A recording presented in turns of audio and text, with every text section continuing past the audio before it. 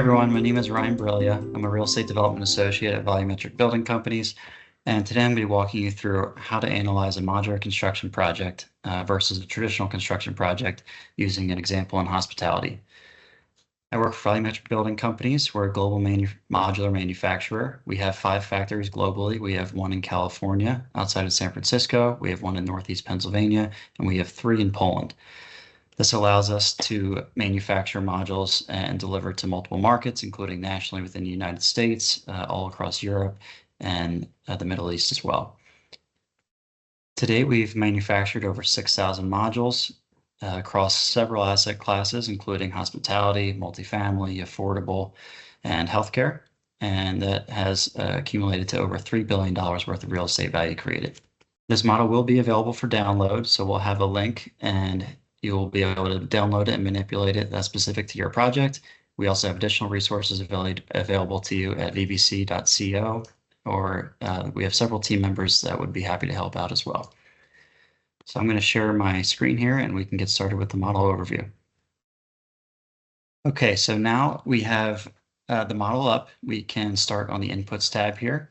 So I'm going to walk you through some of the inputs, some of which will not change from modular to traditional construction, some of which will change.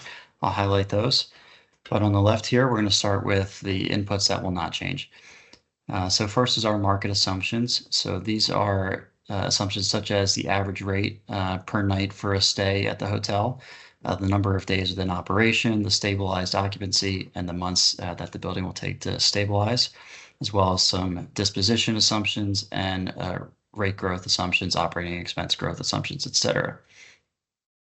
Next, we have some hotel-specific assumptions. So these would be things such as number of rooms, available rooms per year, food and beverage that are being purchased in each of those rooms per stay, etc. We also have operating expenses, and you can manipulate these as it would be specific to your project. I'm going to scroll to the right here and you'll be able to see our construction cost assumptions. So the way the model works is that the construction costs are broken down into modular construction assumptions and traditional construction assumptions. And then each of those sections will flow through to either the modular cash flow tab or the traditional cash flow tab. So going through the assumptions here, you'll see the square footage assumptions. This is where they will be different between modular and construction, as modular will have both a podium square footage section and a modular square footage section, while traditional will have just the podium square footage, as the entire building will be site built.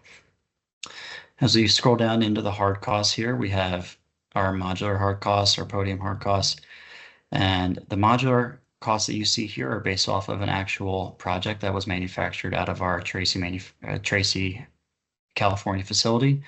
If you don't have a starting point for what modular costs, feel free to use those. But remember, these are specific to California and may change based off of your exact market. Next, we have soft costs. These are, right now, they're the same between both modular and traditional construction, but you can manipulate these. Sometimes you'll find that engineering fees, architectural fees might be different between the two projects, but for the most part, you can assume that they're the same here, and that's what we've done. Then you get into your financing assumptions. Likewise, I have these the same for both modular and traditional construction. However, you can manipulate those as you see fit.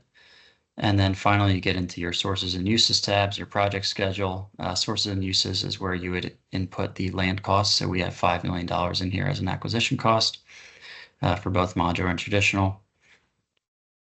And then at the bottom here, we have a return summary.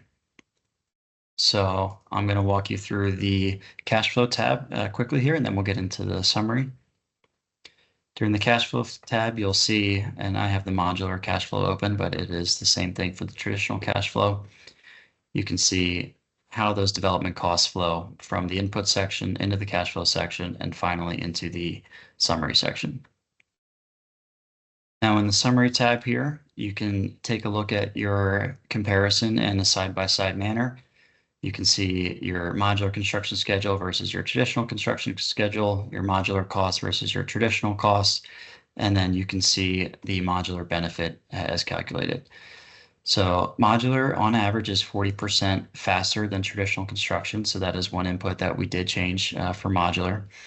And you can see this represented graphically here. We have a Gantt chart representing both the project schedules for modular and traditional. You can see that modular construction finished about 6 to 12 months earlier than the traditional counterpart. Next, you can see the development spend over time chart. This helps you get a graphical representation of what the cash flows would look like for your project. In general, modular has a little bit more of an upfront cost, but that is to account for the faster construction timeline, as you'll see that the construction is completed and the building begins earning revenue about 6 to 9 months before traditional construction. Finally, we have a break-even analysis at the bottom here. And this was added so that you could account for variations between modular and traditional hard costs. Right here, you can see that if both of the hard costs are equal at $280 a square foot, modular would have a 4.59% higher return on investment. But you can also adjust that so that the costs are not equal. There are some instances where modular could be more expensive in your market. So for example, if modular costs 280 a square foot and traditional only costs 266 a square foot, you'll see that modular still has a 0.97% higher IRR. Again, this is specific to a sample project, but feel free to download it and to reach out if you have any questions.